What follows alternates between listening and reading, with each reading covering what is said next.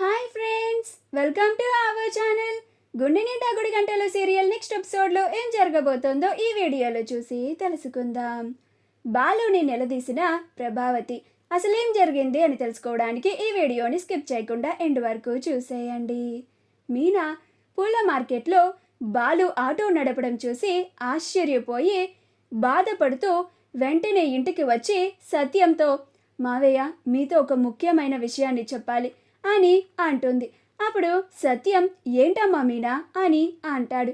అప్పుడు మీనా తాను పూల కోసం పూల మార్కెట్కి వెళ్ళిందని, అక్కడ బాలు ఆటో నడపడం చూసిందని చెప్తుంది.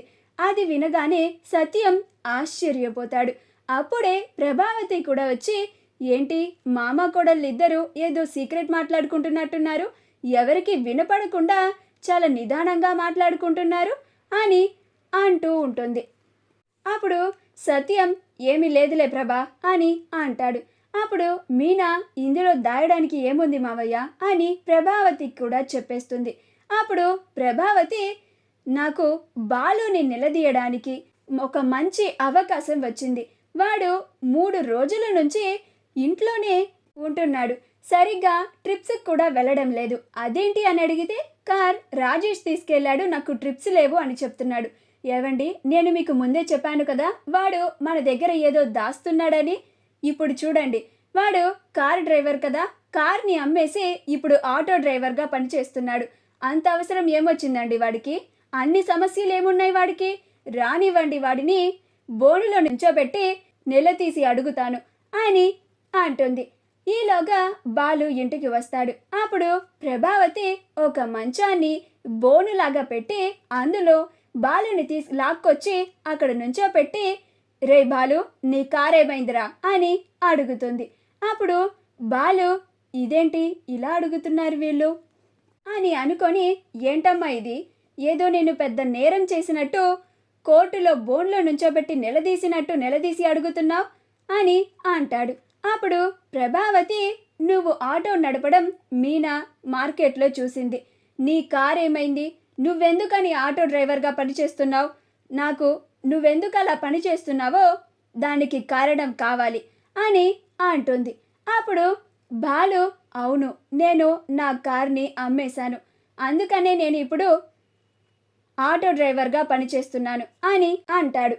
ఆ మాట వినగానే అందరూ ఆశ్చర్యపోతారు. రోహిణి తనకిప్పుడు అవకాశం దొరికిందని మావయ్య గారు చాలా కష్టపడి నీకు కారు కొనిపించడానికి ఈ ఇంటి పత్రాలను కూడా తాకట్టు పెట్టి నీకు కారుని కొనిపెట్టారు. నువ్వు ఆ కారుని ఇలా అమ్మేశావేంటి బాలు? అసలు కారుని ఎందుకు అమ్మావు? అంత పెద్ద సమస్య ఏమొచ్చింది నీకు అని అంటుంది. అప్పుడు బాలు, అమ్మ పార్లర్ అమ్మ, నువ్వు ముందు నీ పార్లర్ గురించి, నీ మొగుడు ఉద్యోగం గురించి ఆలోచించుకో, నా విషయాలు నీకు అనవసరం అని అంటాడు. అప్పుడు రోహిణి, అనవసరం అంటావేంటి బాలు? ఈ ఇల్లు అందరిది, అలాంటి ఇల్లుని తాకట్టు పెట్టి మరి మావయ్య గారు నీకు కారు కొనిపించారు, అలాంటి కారుని నువ్వు అమ్మేశావు, అందుకని ప్రశ్నిస్తున్నాను అని అంటుంది. అప్పుడు ప్రభావతి కూడా, అసలు నువ్వు కారు ఎందుకు అమ్మేశావురా అని అంటుంది. అప్పుడు బాలు, తప్పలేదమ్మా, కొన్ని అవసరాల వల్ల నేను కారుని అమ్మాల్సి వచ్చింది అని అంటాడు. అప్పుడు మీనా, అదే ఏం అవసరం వచ్చిందండి అని అంటుంది. అప్పుడు బాలు, చెప్పాను కదా, డబ్బులు అవసరం వచ్చి కారు నమ్మేశానని, అందుకే ఇప్పుడు ఆటో డ్రైవర్గా ఉద్యోగం చేస్తున్నానని. ఆటోకి గిరాకీ కూడా బాగానే ఉంది, మీరు నా గురించి అంతలాగా బాధపడాల్సినంత అవసరం లేదు అని అంటాడు. అప్పుడు సత్యం, అదేంట్రా బాలు, అలా మాట్లాడుతున్నావేంటి, అసలు నువ్వు ఆటో డ్రైవర్గా ఎందుకు చేరావు అని అంటాడు. అప్పుడు బాలు, అన్ని సమయం వచ్చినప్పుడు నేనే మీకు చెప్తాను నాన్న అని అంటాడు. మా వీడియో కనుక మీకు నచ్చినట్లయితే లైక్ చేయండి, షేర్ చేయండి, మా ఛానల్ని సబ్స్క్రైబ్ చేసుకోండి, పక్కనే ఉన్న బెల్ ఐకాన్ని క్లిక్ చేయడం మాత్రం మర్చిపోకండి.